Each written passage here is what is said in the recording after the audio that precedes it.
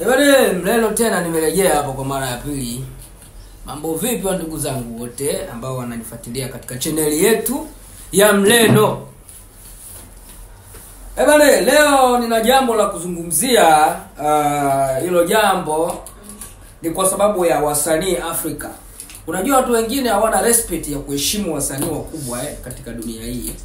Na watu ambao walianza game na wanafanya game toka enzi zile, lazima muwe na respect.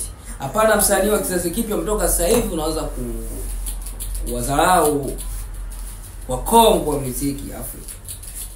Unajua kuna jamaa mmoja waga anakubali anaitwa Fally Ipupa Kongo. Yule jamaa ni star kweli na namkubali sana. Kwa sababu ni jamaa kwanza anaimba Kifaransa, anaimba lugha yake ya kiasili, kila anatoboa. Akienda Nigeria popote pale anatoboa. Kwa hiyo ndugu zangu, yule msela waga muona tofauti, lakini ni jamaa ambaye anajituma katika kazi zake Afrika na ni mkongwe kweli na yuko vizuri.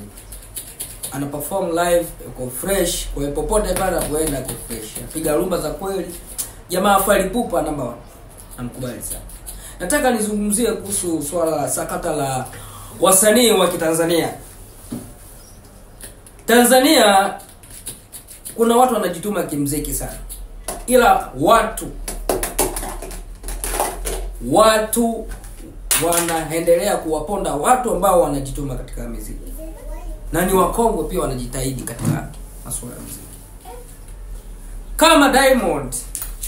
Kwa nini Watanzania waga mnamdharau sana na mnamtukana nini na nini? Wenda isingekuwa Diamond, Tanzania kimuziki isingefahamika kusema kweli. Kwa sababu nataka niwape challenge na machache tu ya kumzungumzia Diamond. Ni msanii ambaye namkubali sana na anajituma kimuziki. Nimesikia watu wamebweka sana kuhusu concert yake ya London. Na kafanya vizuri jamani, lakini hakuna aliyempa pongezi, wengine wanamtukana ni sijui wa Nigeria wamefanya nini. Lakini kweni na busara muda mwingine jamani. Ile concert ilikuwa ya Diamond sio ya Nigeria. Kwa hata mnavyoongea wa Nigeria wakisikia tunaonekana hamna akili.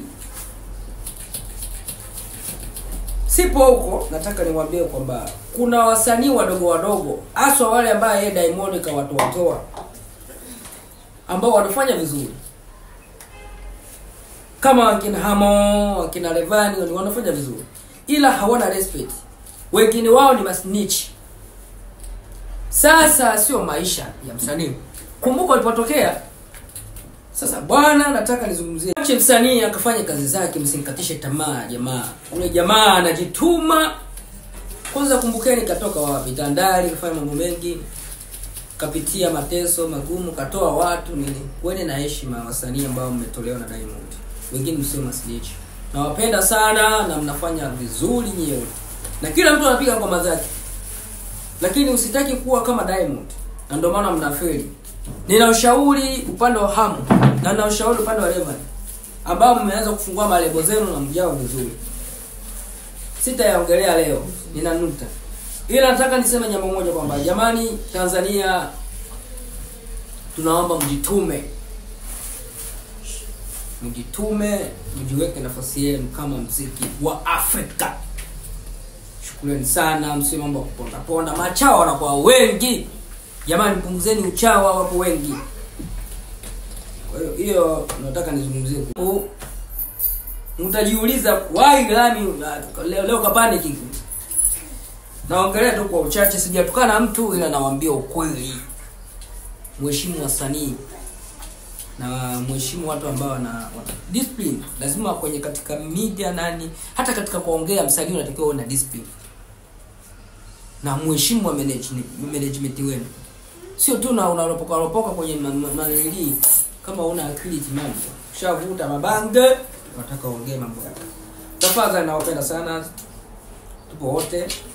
Tunazidi kuwa wote. Wanangu mtajiuliza Lambi vipi? Mbona leo kabweka kupitia wasanii bwana? Si mimi ni msanii rafiki yangu. Pale unapotokea shida lazima niume. Basi wanangu tupo wote. Nadhani tutapambana kwa mara nyingine tena. Basi nadhani nimeyamaliza. Mnanisikia kwa uchache tu kwamba hizi video zinaongelea kuweni na heshima wasanii wadogo ambao mnakuja. Na kama ukitaka kutoboa, kuwa na respect. Unajua sanaa inahitaji discipline. Pale unapokuwa huna discipline, huwezi kuendelea.